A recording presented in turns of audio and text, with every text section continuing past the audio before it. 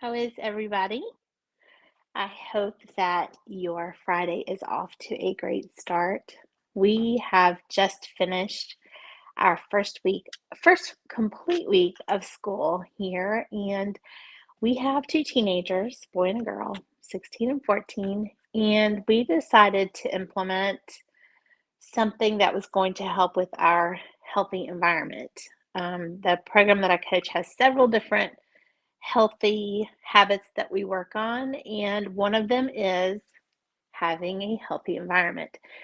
For my husband and I, a lot of that has consisted of healthy environment, mostly in the kitchen, in the fridge, in the pantry.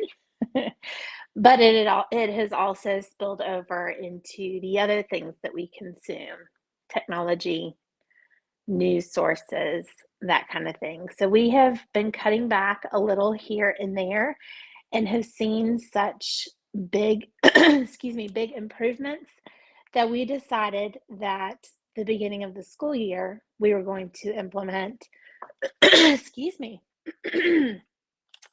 sorry, we were going to implement some more structure when it comes to our children's technology use and ours too as adults.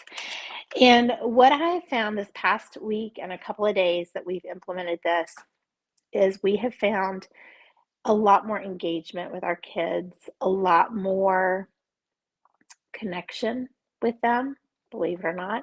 Go figure. We're not stuck in our phones. It's been a really, really nice, refreshing change. And I wanted to share with you something that we've done. I don't know if you heard the news, but my husband and I are the meanest parents in the world. So I'm glad to meet you. I'll sign autographs later. We are. I hope that we're doing something right because of that. But what we have decided to do is we've decided at night time, we've kind of set a time for about 10 o'clock. Our kids come into our bedroom, which is where I am right now, and they have to put their devices and charge them right here.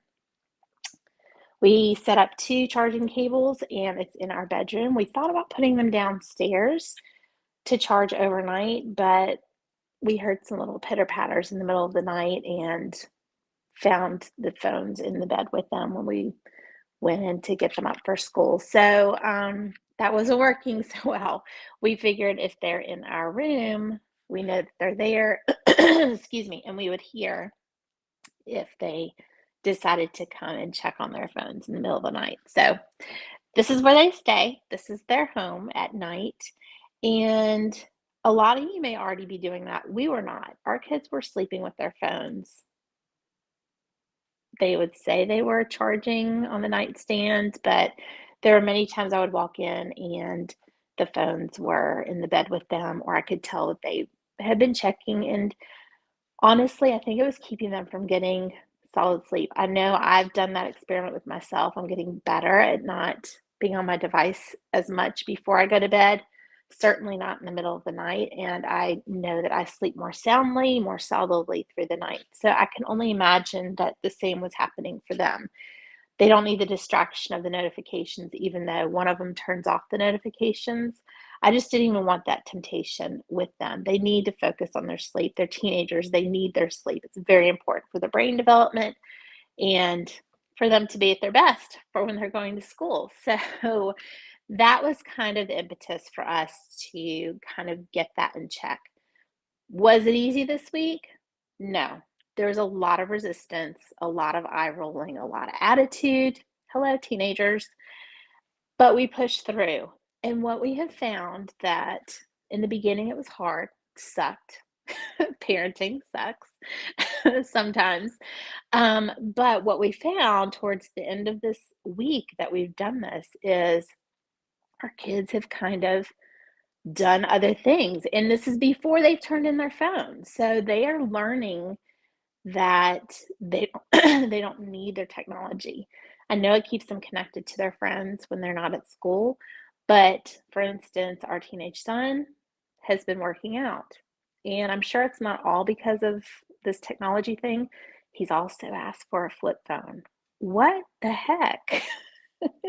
It's got me thinking maybe I could go to a flip phone myself.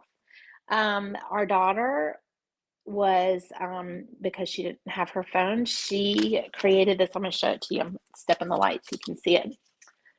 This, the little watercolor painting, teeny tiny, that she created. Why? Because she wasn't holed up on her phone. Um, it just made me realize that how much of our creativity is being robbed by the technology. I know me growing up in the 70s and 80s, I was gone a lot of the days exploring in the backyard and making friends and having relationships with people and exploring and finding interests of my own, and I thought this is not such a bad thing. So I would like to eventually get to a point where maybe we have a tech-free day. That is way down the road.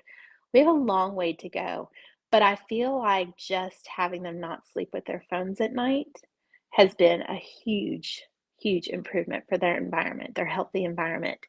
And I feel like it's a very tiny win in this world of parenting that we are in the midst of. So I wanted to share that with you. I would love to know if you have tried something like this, if you have any ideas of how we can further implement, kind of ease into more tech-free time. I would so appreciate that.